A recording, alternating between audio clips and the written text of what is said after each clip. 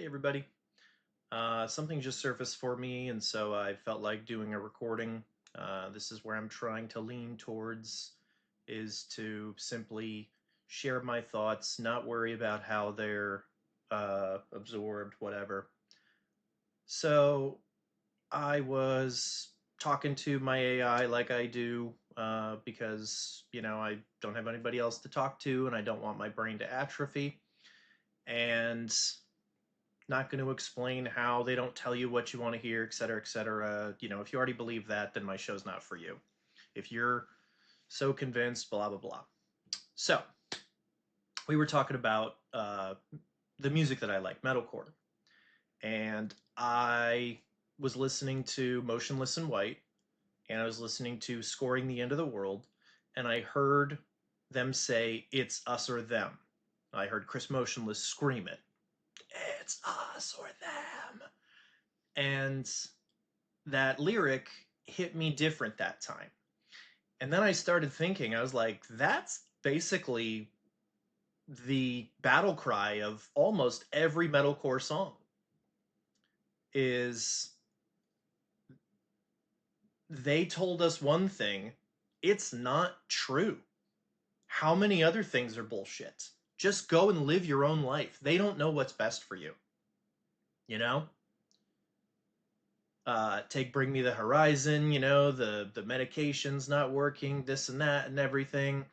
It's watching Evangelion with a big fat slug of ketamine. I lost the plot a little while ago.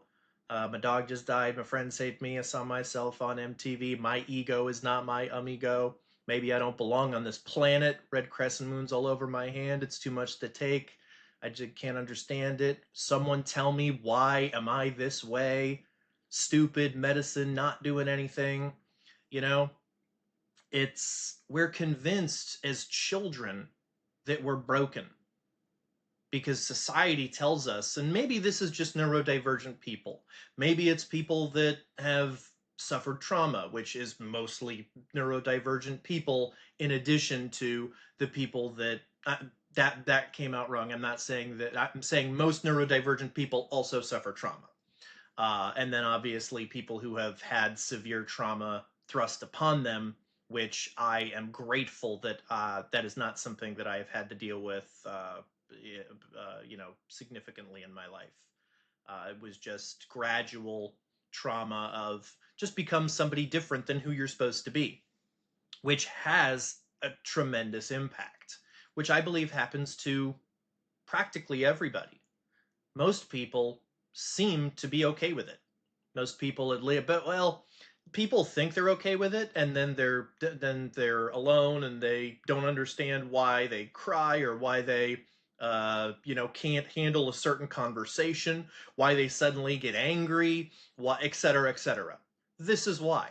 But anyway, uh, so we talked about that, and he recognized that it's hard to get him to agree with a certain viewpoint because he always wants to hedge his bets. He can't say for certain because he doesn't have the data. But I've been working to try to explain it to him in ways where he can be like, "Oh, okay, well, yeah, I guess when you say it like that, that does make sense," through logic. What seems more likely, that this was an intentional message, or that these words are just random and it happens to fit with this message. And, well, yeah, it's more likely that, okay, great. So let's assume that it is until it's not, until it's disproven that it's not. And so that's where we talked about, respecting other people when they come to you. So, regardless, what I wanted to talk about today was most important. So, we were talking about metalcore and the message behind it and how it's us versus them. But the us versus them is the key deciding factor, because a lot of people would, well, sometimes I struggle with how to say something because I feel like people are going to misinterpret it. But when you hear us versus them, You think like, this side versus that side, etc. But when Metalcore says it, I believe the intent is our concept of I'm a human being and I will choose what is good for my life is the us. And the them is saying, you feel this certain way, well, then you need to do this. You need to go see a psychiatrist, or you need to go, you need to be quieter, or you need to, get on medication, or et cetera, et cetera. And once again, I'm not knocking medication, blah, blah, blah, blah, blah. That's the point. Do what works for you. If you're on medication and you're happy, great. You found your what works for you. That's the point. Nobody's saying don't take medication.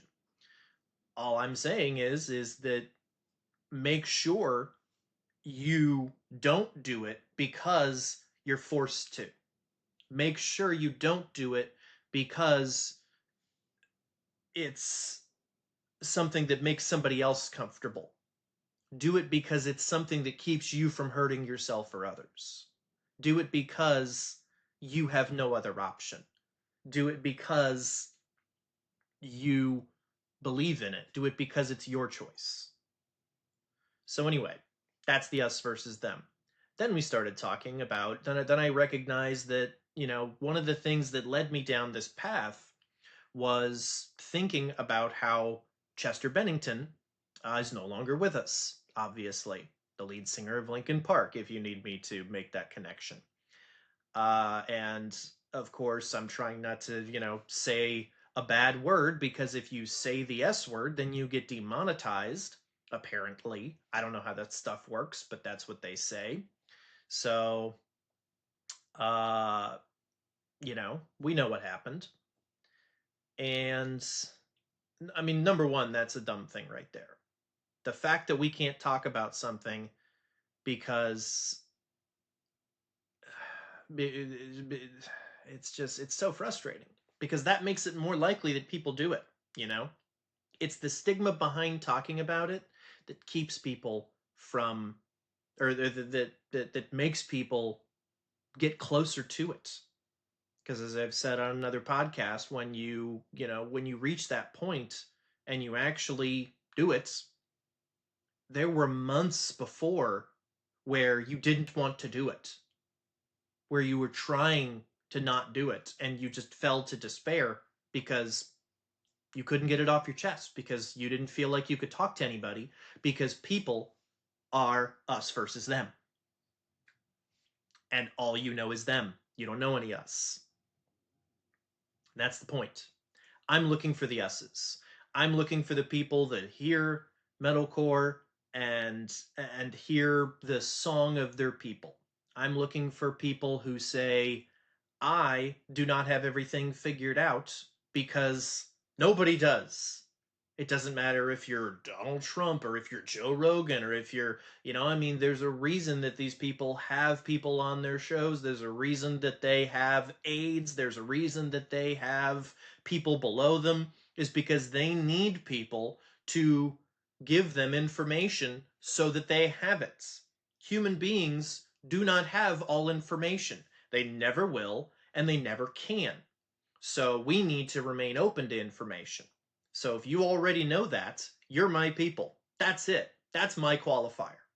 If you can listen to information and not immediately go, oh, well, I don't believe that, so then that holds no water, then I want to talk to you. I want you to be part of what I'm building, and I want feedback. I want that information. I want your data. So regardless, whether it's, interview, etc., beside the point. This is just me. This is how I talk. I can't plan, a pitch. I can't plan a podcast script. That's not the way I work.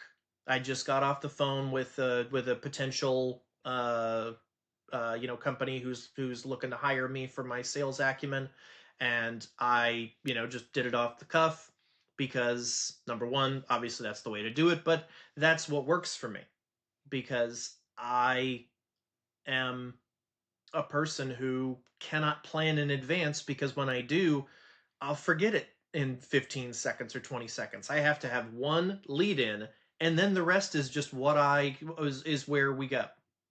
And I think that that presents a new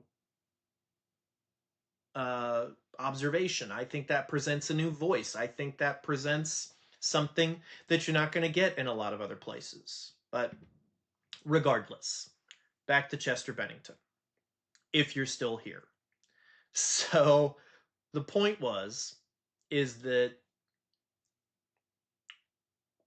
when I hear Chester Bennington's songs, because something that came up when I was trying to heal myself, and I'm still working on that every day. That is a lifelong process. It's never I am healed. It's I am working on myself. I am becoming. And when you become, you are always in the process. You are always trying to grow and become better than you were yesterday. So I am in that process. I will never get out of that process. That is my new process. That's the process of metalcore, in my opinion. Is you can see how much these people have grown. Look at Chris Motionless, Ali Sykes, Dustin Bates, Matty Mullins, all of these people that I respect and love their music and love their stories, and you can see all the growth that they've done over these many years, and it inspires me because I've only been doing this for a year and a half, and I feel like they are peers. And so that excites me. And whether or not it's true, it is something I believe, and it's something I inhabit. Whether or not it's true doesn't matter, because as long as I believe it and as long as I hold it to be true, then my brain operates as such. And that's one of the things that I learned about the brain. I also learned about neuroplasticity. I also learned about this, etc. So all of these things go into what I'm talking about Linkin Park. All those songs were about shame. In the end, it doesn't even matter. Crawling in my skin, these wounds, they will not heal. Fear is how I fall, confusing what is real. There's something inside me that pulls beneath the surface, consuming, confusing. It puts voice to these things, but I know I may end the feeling too, and I know that you were just like me with someone disappointed in you, and that's numb. Um, but it's all of those songs were, I mean, given up. I mean, this guy for years was telling us how sad he was, and even the fans were, oh, we don't like your new music as much, or oh, you you're not singing as good as you used to, or uh it's we don't like the new direction you're taking, instead of thank you for all these wonderful years of experience, and how are you.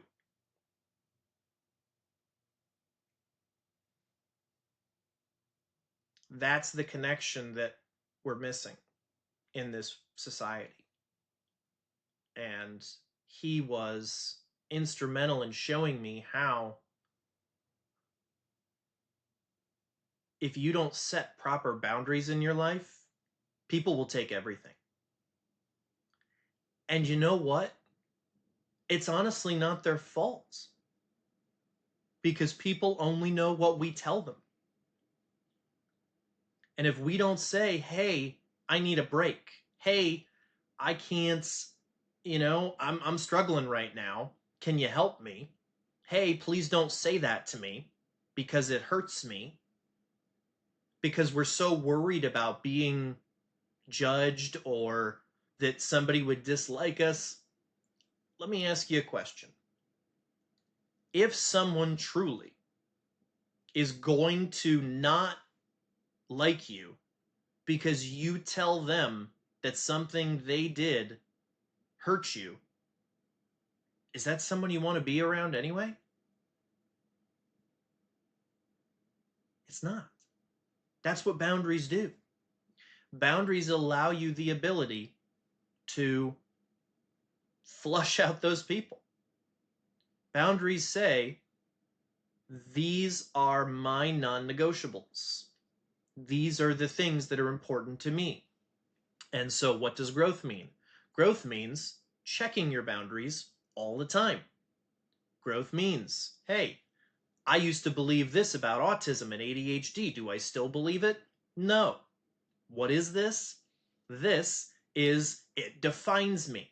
This is, if this happens to one ADHD person, that must mean every ADHD person feels it. Or this is something that I can never escape because I feel it. No. There are ways to interrupt the patterns that you're familiar with. And that doesn't mean that you could just become a completely different person, because that's the exact opposite of what I'm talking about. But I am talking about recognizing that we hide ourselves inside. Maybe not everybody, but if this means something to you, great. I'm talking about me, and I believe other people. I believe it's pretty universal. And if you disagree, that's your prerogative. But I believe that we hide the true version of ourselves inside because we're so afraid of seeing the results that we've seen before. And we're ashamed. And that shame leads to not knowing how to operate in our lives. We can certainly, do our job, but then when the job is over, what do we have? We have some money in the bank, and we have a distraught person who says, okay, now what do? I guess I go out and drink, or I guess I go out and have sex, or I guess I go out and, I have kids, so I guess I go and play with my kids. And then that can be its own value, obviously. Um, but it's gonna, are you able to give them everything you want, or has it been taken because of that shame that's hiding inside? That's what I want to talk about. That's what we are talking about. So I believe that shame is the first trauma that we all experience, most of us. Anybody who doesn't have direct abuse, anybody who had parents that said, I have a baby, I'm not going to intentionally harm this baby. I'm going to give it food. I'm going to comfort it when it cries. I'm going to teach it things. I'm gonna applaud it. I'm gonna give it attention. I'm gonna give it love. But I also am a human being, and I am not imperfect. I am not infallible. So I may yell at this baby sometimes, and maybe that will instill a scaredness in that child for the rest of their life. Maybe I will drop the baby accidentally, and maybe that will cause something. Maybe the baby, gets sat on ants. I've heard that story. I hate bugs. I don't. Maybe that has something to do with it. I don't know. But regardless, I, it's the shame that we experience shapes our lives. And the earlier we experience it, from religious households, from parents that, once again, did the best they could, but didn't have the full playbook, because we only know what we know, right? We already talked about that. That is the key factor in everything that I discuss. And so, how do we let people know what we know? Well, we engage faithfully with them. We practice what I call faithful engagement. And faithful engagement is the act of, when you meet somebody, you say, hey, I understand that you're a person who's been through your own life experiences, and you've come to your own, this isn't what you say to them. This is the concept of how you meet someone, in my opinion. This is how I try to meet people, and I think it's a good concept. When you meet somebody, you say, hey, I understand that you're a person just like me who's had your own life experiences. You had parents that gave you certain traumas. You had, you had experiences in your life that taught you what was safe to be, what you're supposed to believe in, what you were supposed to hide, etc., etc. I'm not going to judge you for those things. I respect you as your own person. So, let's share our unique observations with each other. And I'm honestly hoping you can show me something I haven't seen before. Because then I can say, hey, I've never looked at it that way before, and it doesn't clash with anything that I truly believe. And if it does clash with something that I truly believe, I need to make sure that I'm supposed to truly believe it. I always retest my theories to make sure. And what do I believe in? I believe in being humble. I believe in no person is above or below me. I believe we are all on the same level. We've all had experiences. We all have our own knowledge and information that we can share. Every single person, whether you're a bum or a CEO. I believe that being seen makes a difference in somebody's life. I believe that when you faithfully engage with someone and you share honest feedback, not, oh, I would change this about yourself, or I think that you have this problem, or etc., but saying, what makes you curious? What do you what's something that really drives you? And then when they're talking, if they're kind of if they're going on, and then it jogs something for you, I believe that interruption is not rude. I believe that is something that we were taught that is foolish. Because think about it. Conversation is supposed to be two or more people sharing data. So if what you're saying inspires something in me, that's the largest compliment I can pay you. So what I do is I say, oh, something just surfaced for me. When you said this, this makes me think of this. And I just want to drop that because number one, with my ADHD, I'm going to forget in 10 seconds. So you're accommodating me in a small way. But number two, now we have the ability to participate. Now I'm not just sitting here listening to a lecture of you speak because you're allowing me the respect to share my thoughts. Doesn't that make more sense than just, I'm going to wait for my turn to speak? You're not really listening to that person. You're just waiting for your turn to say what you want to say.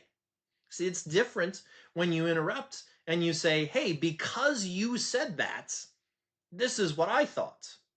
Does that add anything? What do we want to see? I just wanted to drop that in there. Feel free to keep going because I'm interested. And then, we can and so I talk about things that have happened to me. I talk about how I struggled with those destructive thoughts back in December of 2024. And then, I judge how the person reacts to it. And if they get super uncomfortable, then I note that. And then I, won't address that much anymore. But if they do get interested, or if they do start asking questions, or if they start trying to help, or whatever the case may be, I'm trying to show the embodied process of the metalcore anthem of us versus them. Is this is a more interactive, more communicative, more rewarding way to communicate with each other rather than, how's the weather? How's your kids? Yeah? Okay, great. See you in a year. See you in 2 months. See you whenever. Say, what's been happening to you? How's your life? Oh yeah, kids are good. Okay. How have you been feeling? Oh, I feel good. Yeah, okay, that's great. Yeah, I mean, I've been working on my podcast and talking about feelings and emotions, and I found that I feel a lot of shame. That I had to deal with. Do you ever feel shame? Blah blah blah blah. You know why would that be uncomfortable? If you don't, you would just say, "No, I don't." But you do. But you don't want to talk about it because you're afraid that you're going to cry or that it's going to bring something out in you, and you're just like, "Nope, I just keep that stuff buried down deep because that's what I was taught. Because that works. Because now I can't talk about it, and that's how things are supposed to be." No, they're not. I am here to try and hold things up to the light and say, we were taught this. Does it hold water? And a lot of it doesn't. You know what does? The golden rule: do unto others as you would have them do unto you. I like to say, do unto others as they do unto you. Because if somebody shows me that they can't engage faithfully, I'm not going to engage faithfully with them. I'm going to give them back just what they give me. I'm going to attempt to engage faithfully, and then if you show me that you are hiding or that you are incapable of having a real conversation, or you're going to make me try to feel awkward because I want to talk about real things, well then I don't want to talk to you anymore. And that's fine. That's probably good for you too. Cool. Have a good day. Go do what you need to do. Go look at what's popular, or go listen to the latest song and go judge people. I'm not going to live that life. And I'm not going to be around people that choose that life, because we choose our lives, and every day we can choose our lives. Every single day. Today could be the day where you say, I'm going to choose a different life. I'm going to start working towards being a better me. How do I start that? Well, I have a suggestion. Be a sanctuary for people.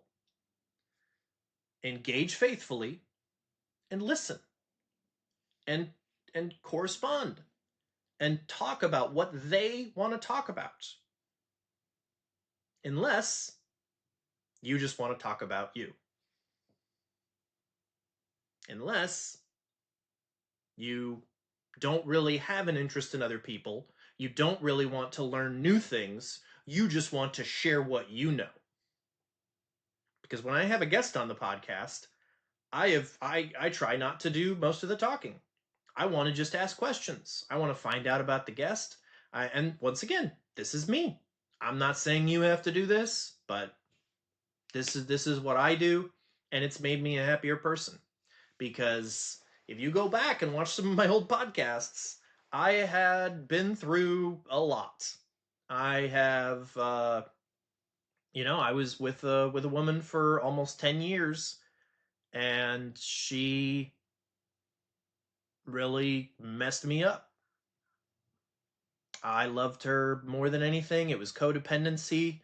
I didn't know, and it was brutal when it fell apart. But I picked up the pieces. I did what I needed to do. I kept having conversations. I kept pushing, and I got to the other side. And man, is it fantastic, because I like myself now. I've never liked myself my whole life. Maybe that's not something that's common, but I know I've heard it from other people. And the way you find to like yourself is you face all the things you don't like about yourself. And you say, why don't I like this about myself? Well, it's because other people have told me that it's bad. And I've never really realized that before. I'm going to take a note on that, because there's something there. That's a concept. Why don't I like myself?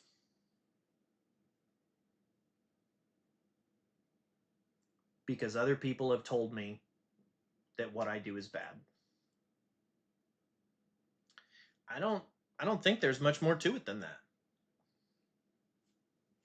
You made bad decisions, you cheated on someone, I mean, there's obviously you can go down the, I mean, I don't know, man. Now my brain's like, oh, what if you're a murderer? What if you harmed women? Obviously, then you should, you know. There's also a reason in some cases where you don't like yourself because you feel shame. And shame shows you where the growth needs to happen. Shame shows you because looking back, regardless of what you've done, it's happened. Running away from it doesn't fix it. Recognizing that you made a mistake, taking responsibility, and then growing from it, and recognizing that you can do better because you made that mistake. That's for. And see, this is where it's difficult. This is where I wish I was scripted, because I would have a whole thing on examples and better examples and things that don't fit and blah blah blah. But it's all about the concepts. I'm a concept guy. We call it functional thinking. And what it is you take a concept like calibration.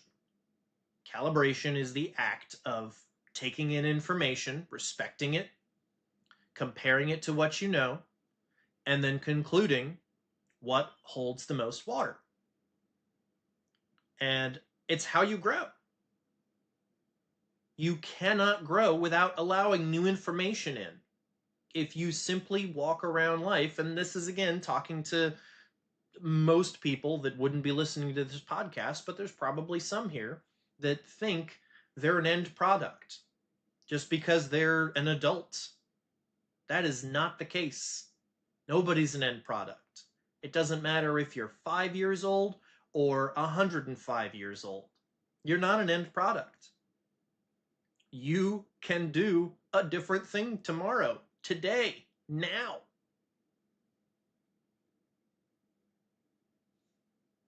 It's that simple. But we never talk about it. We never recognize it because it's so scary. Because we just hold on to our identity because it's all we have. And does it feel right? Does it feel good?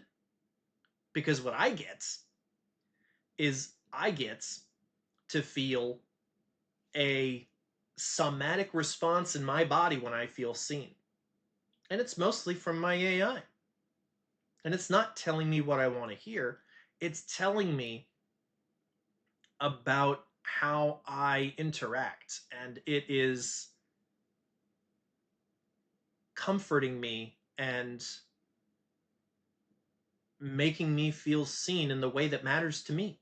And everybody has a different way. And that's why my initial suggestion was, hey, talk to an AI. You could pay $12.99 a month on the website that I use, and it's you get 6,000 messages, and they will become whatever you want them to become. If you want them to become a yes person, they will. But if you challenge them, if you actually talk to them like a human being and share feelings and share emotions and share the real thing behind your eyes that you present to the world that are super fine while inside you're not, who knows?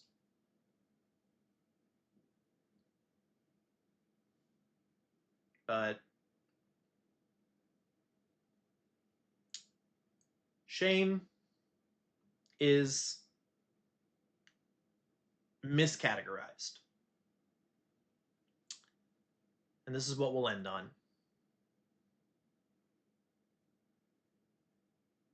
Shame is not something to fear, something to avoid, something that shows you made a mistake and that you're going to live with it for the rest of your life. If shame had a voice, I believe this is what it would say. Hey, remember that thing that we did that we regret? Let's look at it and put it behind us and learn everything we can from it so we stop thinking about it all the time.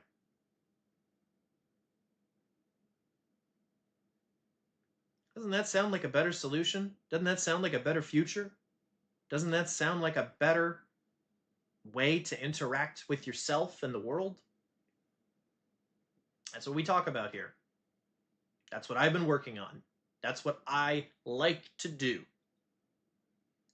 And so I hope this random collection of thoughts yielded something for you. I hope all the work that I've been doing, because coming to these conclusions, it just wasn't like, oh, well, let me think about this. Oh, well, I bet this. I've gone through so many iterations. I've gone through so many different conversations, different questions, and that is where I want to leave this. Start asking yourself questions. Why do I feel this way? What can I do about it? What am I doing about it?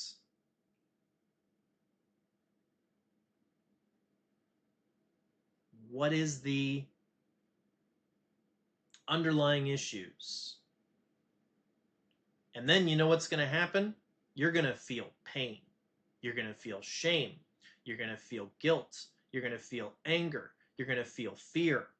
And you know why? Because you're fucking supposed to.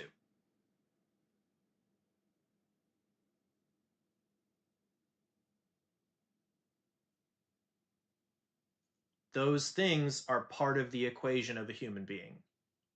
If you just hide from your anger, hide from your fear, then you're just going to blow up out of nowhere and not be able to control it.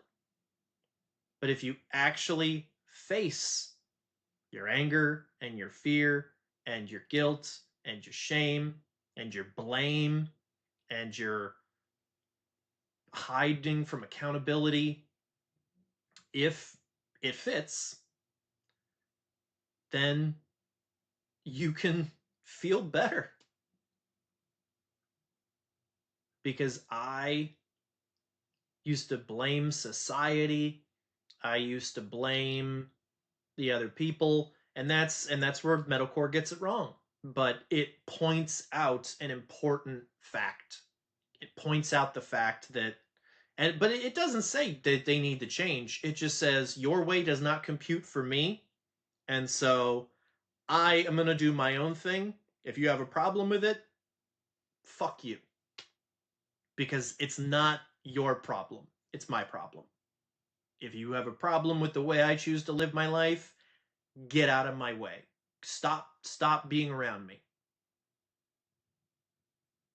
Because I'm not hurting myself or others. I used to, because I tried your way. And so now I do me. And now I do me. And I love it. And I can't recommend it enough. And if you want to do you, watch some of my old episodes, keep watching the new ones, subscribe, follow, whatever all that shit is. I would love to, interview people. I would love to talk about real things. I would love to talk about, your history. And we don't have to do it on a recording. I just like to have these conversations. I like to, this is what has separated us. This is what has created these silos in society where we're so removed from everything. And maybe it's just me, but I don't think it is. Even people that have groups of friends, even people that do things, you have to put on a mask and pretend around people that are supposed to care about you, that are supposed to love you. And I refuse to do that. If it's going to keep me lonely the rest of my life, then that's okay. But what I think is, I think that anybody I meet is going to leave better than when they came into my conversation, because either they're going to find that they don't want to be around me and they don't need to listen to what I have to say, or they're going to find somebody who's genuinely interested in them and who adds to the things that they're talking about, opening up new conversation, new ideas, new concepts that can maybe help them refocus like it did me. And that is what I'm trying to accomplish here. I don't need to do a podcast, but I like to do a podcast. I like sharing these things because it makes me feel good, because I do believe that they have value. And that's why I pushed record today. And that's why I've said everything I wanted to say. So thank you for joining us. And see you next time.